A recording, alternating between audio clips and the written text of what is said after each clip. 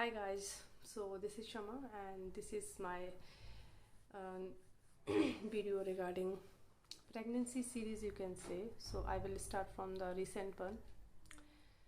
I'm planning for pregnancy since the last 2-3 years, you can say, but since 1 year sincerely. Okay, तो ये second time है then जब मेरा baby loss हुआ. First time miscarriage था. Okay, and this second time abortion. तो यहाँ मैं बात करने वाली हूँ मुझे क्यों अबॉर्ट कराना पड़ा. More than 3.5 month it was. तो 3.5 महीने करीब होने वाले थे. And I went for my third scan. I was very happy and because इससे पहले एक मिसकैरेज हो चुका था तो थोड़ा सा डर लगता था क्यों तो मतलब कि सब कुछ तो है. मैं फॉलिक एसिड ले रही हूँ, शरीर से भी I am fit and healthy, कोई हेल्थ इशू नहीं है, बीपी नहीं है, थायराइड नहीं, शुगर कुछ नहीं है, टचवुड एवरीथिंग इज़ गुड. तो अच्छा ही था. फिर भी एक डर लगता है ना आपको जब आप अल्ट्रासाउंड कराने जाते हो. तो एंटी स्कैन था जो थर्ड स्कैन होता है, सॉरी सेकंड स्कैन. मेरे लिए थर्ड स्कैन इसलिए हो गया क्योंकि बताती हूँ.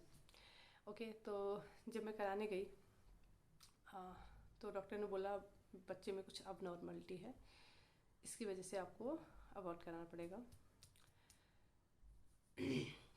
आपको ये चीज़ वहाँ पे शॉक कर देती है, ऐसे कैसे, क्यों, क्या, कैसे हो गया. कुछ मैंने कुछ किया नहीं. तो मैं भी सोच रही थी ऐसे कैसे.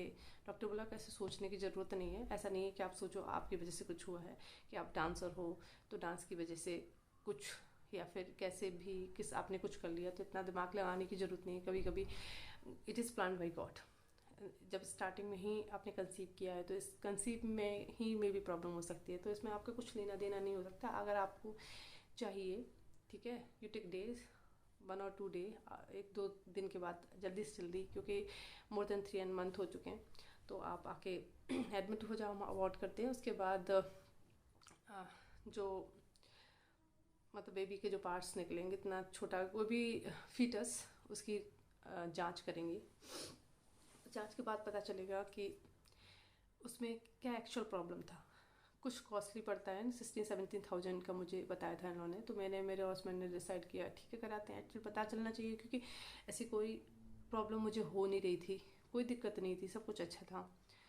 और सब अपनी तरफ से मैं छोटी से छोटी चीज़ का ध्यान रखती थी. वॉक करना है तो नॉर्मल वॉक करना है, खाना है कैसे खाना है, पानी पीना है, मेडिसिन लेनी. अपने लिए मैं मेडिसिन में इतनी केयरलेस हूँ, कभी मेडिसिन टाइम पे नहीं लेती. बट वहाँ पे मेरे माइग्रेन का इशू है. इस बार इतना दर्द हुआ हर एवरी वीक या after every 2 week. Severe migraine था मुझे, वॉमिट माइग्रेन. तो मैंने उसमें भी मेडिसिन नहीं ली. तो उसमें क्या हुआ, क्यों हुआ, मैं वही सोच रही थी. तो डॉक्टर ने बोला टेक टाइम, उसके बाद जांच करा सकते हैं. तो उसके एक दिन बाद हम 12th of Jan, ये था 12th of Jan से 11th of Jan को हम रात में एडमिट हो गए थे. ओके, एंड सुबह 5 बजे करीब डॉक्टर ने वो अपने सारे 2 मेडिसिन डाइल्यूट करने के लिए रखते हैं. तो 2 hours के कैप में मेडिसिन डाइल्यूट करने के लिए इन्होंने अंदर डाला. तो उससे पेन स्टार्ट हो जाता है, लीवर पेन काइंड ऑफ, क्योंकि वो नॉर्मल डिलीवरी ही कराते हैं, काइंड ऑफ आपकी DNC होता है. तो लिटरली वहाँ पे आप ये फील हो रहा था कि मैं क्यों हूँ, ना हो, कैसे हो गया. अब जैसे हो गया वो हुआ.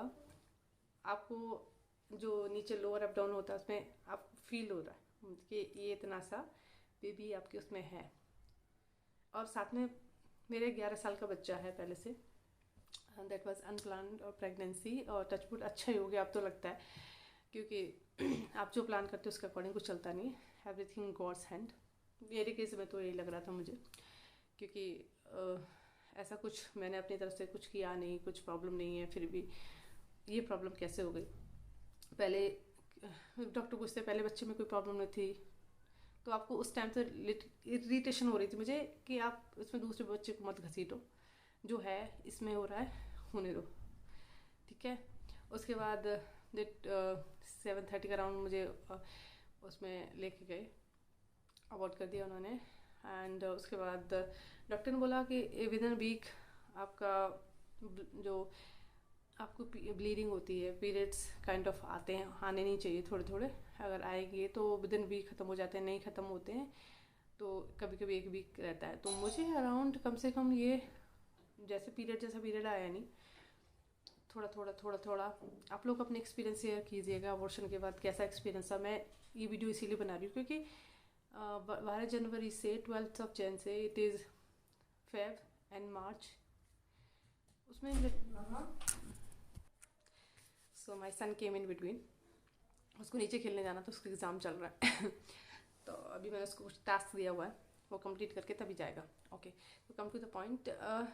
मेरे इस 2 मंथ्स में काइंड ऑफ 2 मंथ्स हो गए, मतलब बहुत एकदम हैवी पीरियड नहीं, लेकिन जो म्यूकस आता है आपका, आपको जो डिस्चार्ज होता है, वेजिनल डिस्चार्ज होता है वेजाइना से, उसमें ब्लड रहता ही है, कभी ज़्यादा कभी कम। तो पहले तो मेरा ख़त्म ही हुआ था कितना लेट, 15 दिन से ऊपर, ठीक है। मेरी सिस्टर की शादी थी 10 फेब को, मैं गई थी यहाँ से, उससे 1 वीक पहले ही ख़त्म हुआ था कुछ। तो और 9 फेब को मैं दोबारा से, मुझे पेट में पेन होने के बाद, क्योंकि 8 फेब को हल्दी और मेहंदी थी, तो डांस वांस मैंने काफ़ी कुछ किया, that was a hectic day. तो मुझे लगा मे भी उसकी वजह से कोई दिक्कत तो नहीं हो गई, बट वो भी थोड़ा थोड़ा हल्का सा ब्लड आने के बाद वो आपको लगा कि अब दोबारा से यू स्टार्टेड ब्लीडिंग, तो वो पीरियड होने लगा। वो पीरियड कॉन्टिन्यूसली मेरा 26 या 21 फेब, मतलब 9 फेब से 21 फेब या 21 फेब तक रहा। बीच में थोड़ा सा ज़्यादा था, 10 12 12 13 16 17 तक। उसके बाद म्यूकस में हल्का हल्का ब्लड, लेकिन आपको अनकम्फर्टेबल लगता है, आपको नहीं पता कब ज़्यादा हो जाएगा कब कम हो जाएगा फ्लो। आप तो पैड यूज़ कर रहे हो, यहाँ पे मैं पैड ही यूज़ कर रही थी, डॉक्टर मना कर देते हैं आपको दूसरी और कोई चीज़ यूज़ करने को, टेम्पोने वगैरह। मैं आपका एक्सपीरियंस शेयर करूँगी वो यूज़ करने को।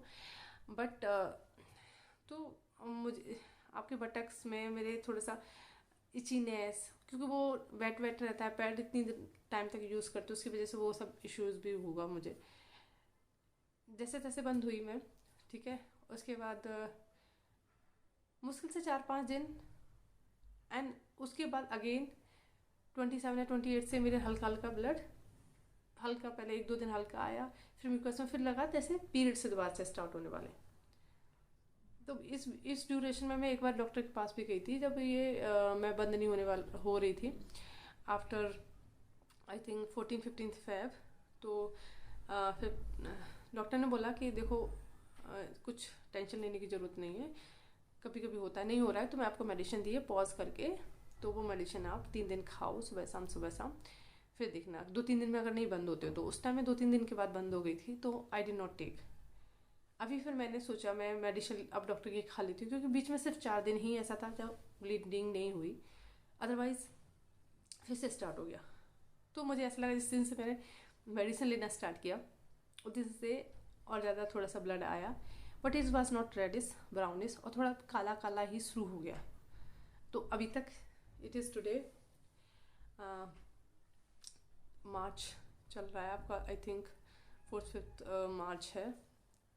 So it is 5th March today, और 5th मार्च को भी मैंने, क्योंकि पैड से रैसेस वगैरह हो रहे थे, तो मैंने पेंटी लाइनर्स आते हैं हल्के होते हैं, पूरे पेंटी से चिपक जाते हैं, मैं आपको एक बार दिखाऊंगी, तो वो यूज़ करना शुरू कर दिए थे। बीच में मुझे पैड कल से परसों से यूज़ करना पड़ा, क्योंकि थोड़ा मुझे लगा ज़्यादा फ्लो हो रहा है।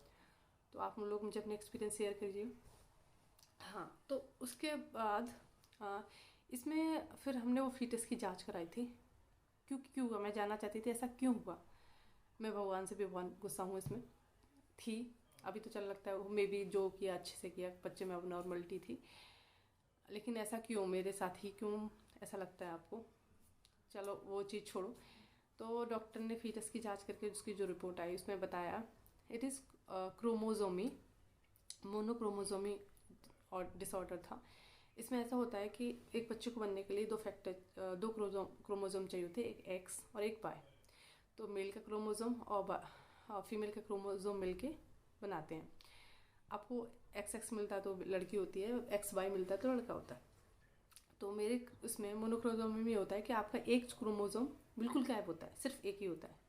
दो चाहिए होते हैं, तो अगर एक बच्चे में अवेलेबल ही नहीं है तो वो उसमें बहुत सारी अबनॉर्मलिटी आएंगी आगे जाके। अभी थोड़ा सा और ग्रो करता तो आगे 5th मंथ में थोड़ा मेरे जल्दी स्कैन डिटेक्ट हो गया था, स्कैन में नहीं होता तो 5th मंथ में जाके उनको अबॉर्ट कराना पड़ता, तो उसमें डॉक्टर बोले और भी ज़्यादा दिक्कत होती।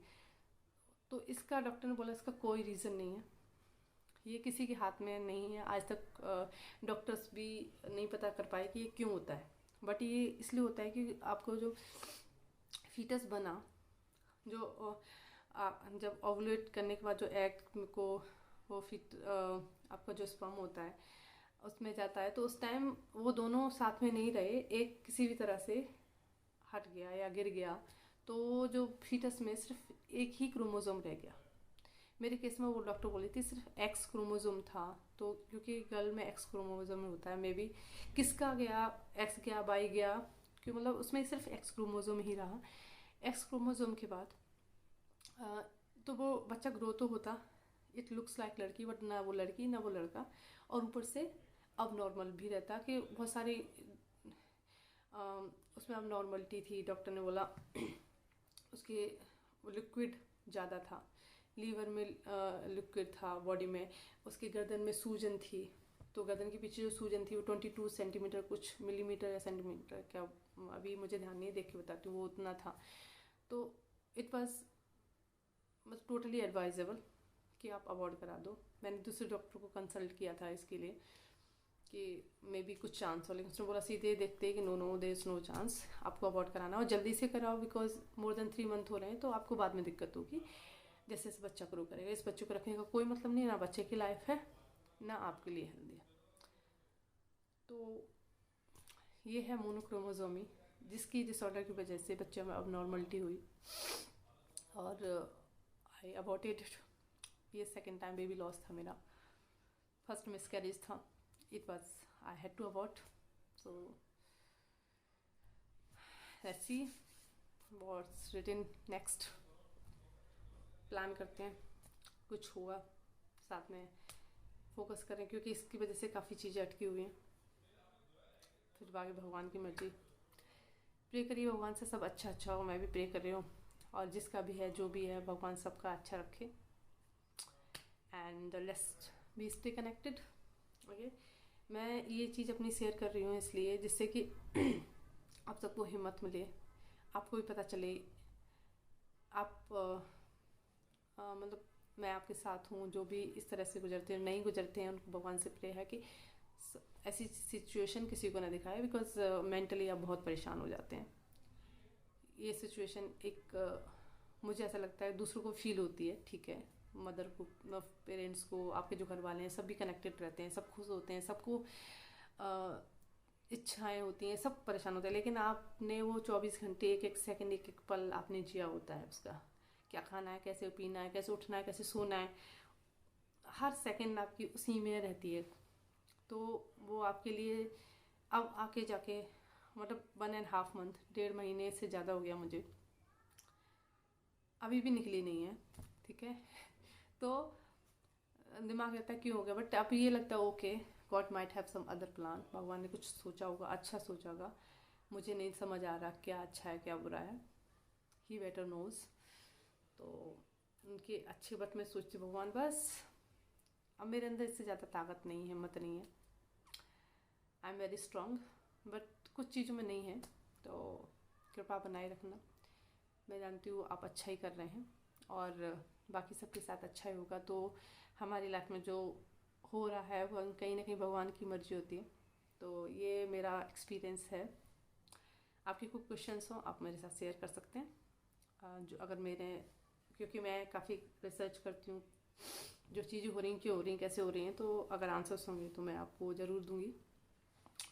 And stay connected. अभी आप अपने बारे की सारे एक्सपीरियंसेस मैं आपके साथ शेयर करती हूँ, कैसे प्लान किया, प्लानिंग कैसे करते हैं, और क्योंकि हमसे आधा से ज़्यादा लोगों को पता ही नहीं होता प्लानिंग कैसे करते हैं, बेबी की प्लान करने बैठते हैं तो पता ही नहीं होता कि क्या प्लान करें। मैंने भी, मेरा फर्स्ट बेबी वाला प्लान था, तो जब मैंने प्लान करना स्टार्ट किया then I got to know okay बिना प्लान किए कुछ नहीं होगा, तो आपको प्लान करना है एंड इट एक्चुअली वर्क्स.